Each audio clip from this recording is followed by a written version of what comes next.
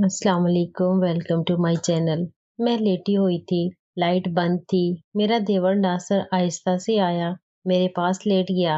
उसने मेरी कमर पर हाथ रखा। मैंने कुछ नहीं कहा और सोने का नाटक करने लगी। नासिर का हाथ आहिस्ता आहिस्ता मेरी गर्दन तक आया, फिर गाल तक। मेरी सांस तेज हो गई। नासिर ने मेरे कान में सरगोशी की। भाभी, मैंने तुम्हें कभी भाभी की नजर से नहीं देखा।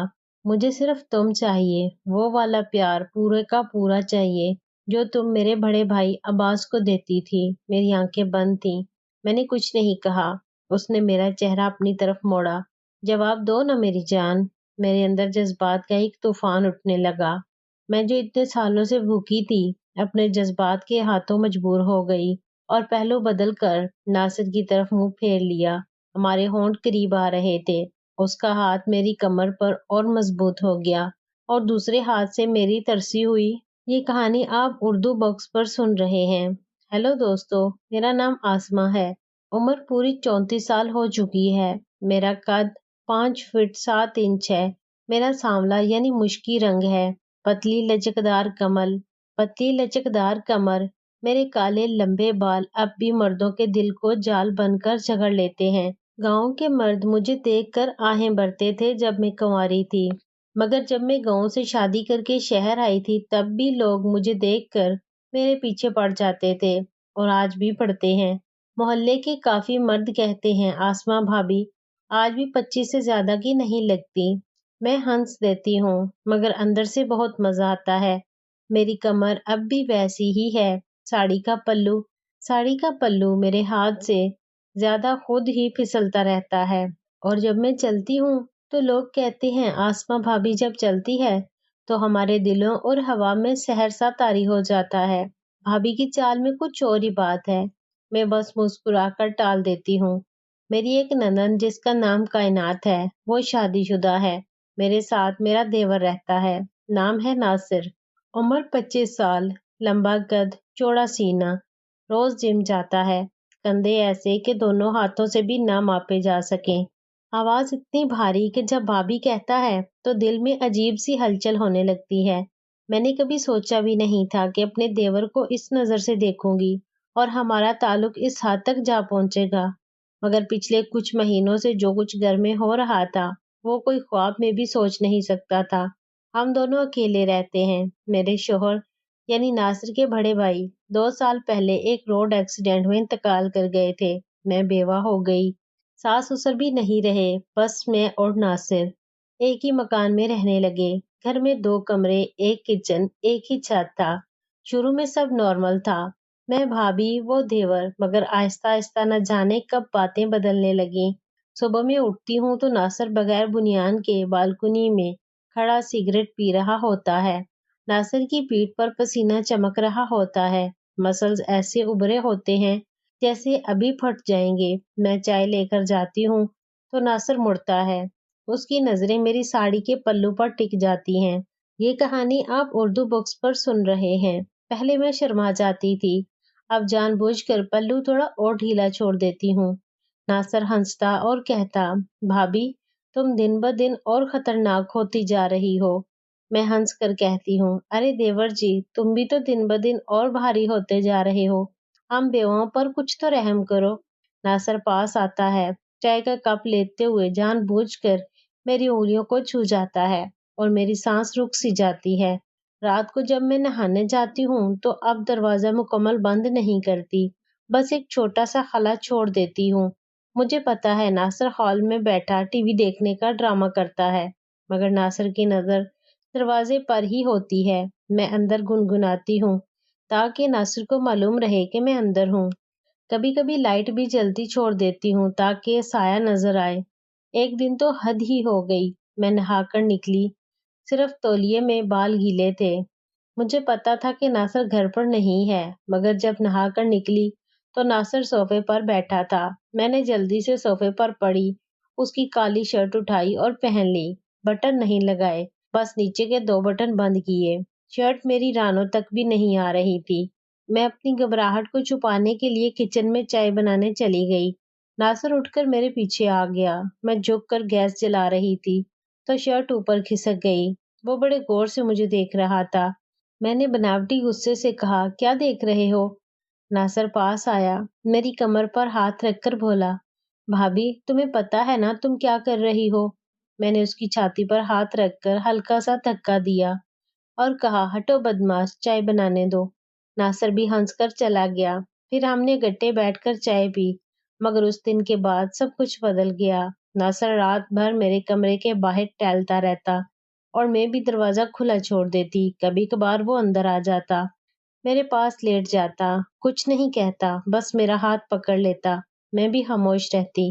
ہم دونوں جانتے تھے کہ اگر ایک لفظ بھی بول دیا تو سب کچھ یا تو ختم ہو جائے گا یا شروع ہو جائے گا۔ پھر ایک رات، یہ کہانی آپ اردو بکس پر سن رہے ہیں۔ وہ رات میں کبھی نہیں بھول سکتی۔ میں لیٹی ہوئی تھی، لائٹ بند تھی، صرف باہر سے اسٹریٹ لائٹ کی روشنی آ رہی تھی۔ ناصر آہستہ سے آیا، میرے پاس لیٹ گیا۔ اس نے میری کمر پر ہاتھ رکھا، میں نے کچھ نہیں کہا۔ اس کا ہاتھ آہستہ آہستہ میری گردن تک آیا، پھر گال تک۔ میری سانس تیز ہو گئی۔ ناصر نے میرے کان میں سرگوشی کی، بھابھی میں نے تمہیں کبھی بھابھی کی نظر سے نہیں دیکھا، مجھے صرف تم چاہیے، وہ والا پیار پورا کا پورا چاہیے جو تم میرے بڑے بھائی عباس کو دیتی تھی۔ میری آنکھیں بند ہو گئیں، میں نے کچھ نہیں کہا۔ اس نے میرا چہرہ اپنی طرف موڑا، جواب دو نا میری جان۔ میرے اندر جذبات کا طوفان اٹھنے لگا۔ میں جو اتنے سالوں سے بھوکی تھی، اپنے جذبات کے ہاتھوں مجبور ہو گئی اور پہلو بدل کر ناصر کی طرف منہ پھیر لیا۔ ہمارے ہونٹ قریب آ رہے تھے، اس کا ہاتھ میری کمر پر اور مضبوط ہو گیا، اور عین اسی وقت دروازہ زور سے کھلا۔ باہر کھڑی تھی میری نند، یعنی ناصر کی چھوٹی بہن کائنات۔ وہ پچھلے 2 دن سے میکے آئی ہوئی تھی، مگر ہم دونوں اتنے کھوئے ہوئے تھے کہ ہمیں یاد ہی نہیں رہا۔ اس کے ہاتھ میں موبائل تھا، ریکارڈنگ چل رہی تھی۔ اس نے سب کچھ دیکھ لیا۔ ہم دونوں نے کائنات کی بہت منتیں ترلے کیے، مگر وہ نہ مانی اور غصے سے چلی گئی۔ اگلے 2 گھنٹوں میں پوری برادری جمع ہو گئی۔ مجھے بازارو، لالچی بیوہ اور نہ جانے کیا کیا گالیاں دی گئیں۔ ناصر خاموش رہا، مجھے گھر سے نکال دیا گیا، سامان تک لے جانے نہیں دیا۔ میں ایک رکشے میں بیٹھی اور شہر کے اس کونے میں جا پہنچی جہاں کوئی مجھے جانتا نہیں تھا۔ میں نے کرائے کا ایک چھوٹا سا کمرہ لیا، دن رات روتی رہی، کھانا چھوڑ دیا، سوچتی تھی اب مر ہی جاؤں گی۔ ناصر غائب تھا، فون بھی نہیں اٹھا رہا تھا۔ میں نے سوچا شاید وہ بھی شرمندہ ہے یا ڈر گیا ہے۔ پھر ایک رات دروازے کی گھنٹی بجی، میں نے دروازہ کھولا، سامنے ناصر کھڑا تھا، ہاتھ میں ایک USB۔ میں اسے دیکھ کر رونے لگی اور اسے گلے لگا لیا۔ ناصر کی آنکھیں لال تھیں، وہ گھٹنوں کے بل بیٹھ گیا اور بولا، یہ کہانی آپ اردو بکس پر سن رہے ہیں، بھابھی اب پورا سچ سن لو، رونا بند کرو۔ اس نے USB میرے ہاتھ میں دی اور کہا، یہ دیکھو، پھر مجھے جتنا چاہو برا بلا کہنا۔ میں نے لیپ ٹاپ کھولا، اس میں ڈھیروں ویڈیوز تھیں، میرے نہاتے وقت کی، پلو گرتے وقت کی، رات کو بستر پر لیٹتے ہوئے ہم دونوں کی، سب کچھ۔ میں چیخ پڑی، یہ سب تو نے بنایا؟ ناصر بولا، ہاں میں نے بنایا، اور کائنات کو پیسے دے کر کہا تھا کہ عین اسی وقت دروازہ کھولے جب میں تمہارے سب سے قریب ہوں۔ سب پلان تھا بھابھی، سب کچھ۔ میں نے اس کو گریبان سے پکڑ لیا، کیوں کیا تو نے ایسا؟ ناصر رونے لگا اور بولا، کیونکہ تمہاری جان کو خطرہ تھا، تمہارا پرانا بوائے فرینڈ قاسم تمہیں مارنے والا تھا، بھیا کا ایکسیڈنٹ نہیں ہوا تھا، اس نے قتل کیا تھا، مجھے سارے ثبوت مل گئے تھے، وہ پچھلے 1 سال سے تمہارے پیچھے پڑا ہوا تھا۔ میں نے اسے میسج کیا، اب آسمہ میری ہے، یہ ویڈیو دیکھ، اگر زندگی پیاری ہے تو ہمیشہ کے لیے غائب ہو جا۔ اس نے ویڈیوز دیکھی، ڈر گیا، آج وہ ملک سے باہر ہے، کبھی واپس آنے کی ہمت نہیں کرے گا۔ میں سن رہ گئی۔ ناصر بولا، مگر میں تمہیں سچ کبھی نہیں بتا سکتا تھا، اس لیے میں نے خود کو اور تمہیں دنیا کی نظر میں گرا دیا تاکہ تم محفوظ رہو۔ میں نے سوچا تھا تم مجھے ہمیشہ کے لیے کوستی رہو گی، مگر تم زندہ رہو گی۔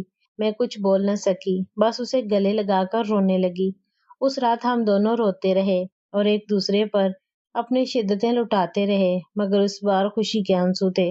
پھر ہم اسی گھر میں واپس آ گئے، روز کا جشن شروع ہو گیا۔ ہم نے کچھ دن بہت مزے کیے۔ ایک دن ہم دونوں اکٹھے لیٹے تھے تو ناصر نے میرے کان میں بہت آہستہ سے کہا، بھابھی ایک آخری سچ اور باقی ہے، وہ سننے کے بعد تم چاہو تو مجھے گولی مار دو۔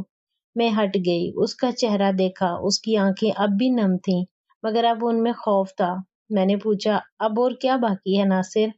ناصر زمین پر بیٹھ گیا، ہاتھ جوڑ لیے اور بولا، بھابھی، قاسم نے بھیا کا قتل نہیں کیا تھا، میں نے کیا تھا۔ میرا دل جیسے رک گیا، میں پیچھے ہٹی، میری پیٹھ دیوار سے جا لگی۔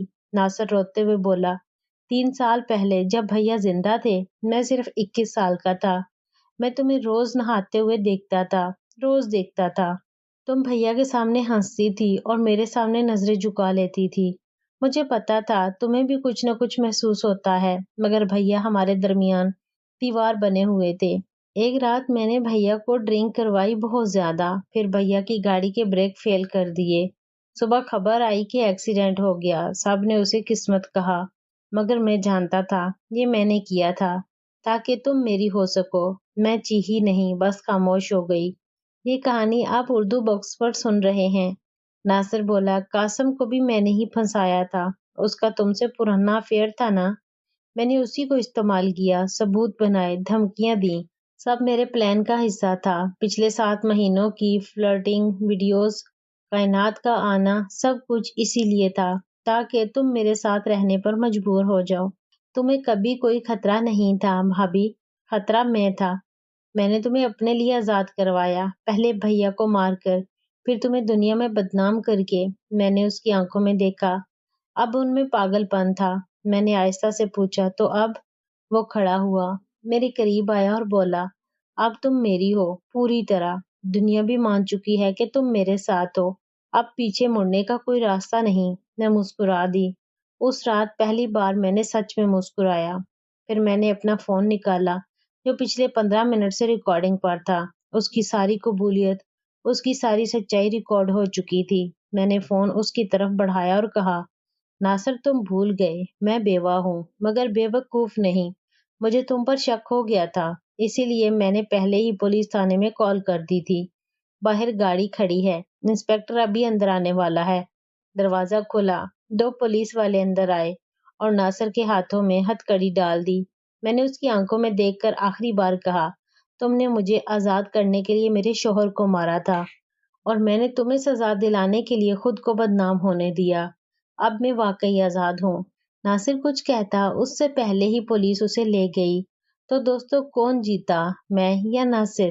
تو کیسی لگی کہانی؟ اسی طرح کی اچھی اچھی کہانیوں کے لیے میرے چینل کو سبسکرائب کریں اور واٹس ایپ پر اپنے دوستوں کے ساتھ میری کہانیوں کو شیئر کریں۔ شکریہ۔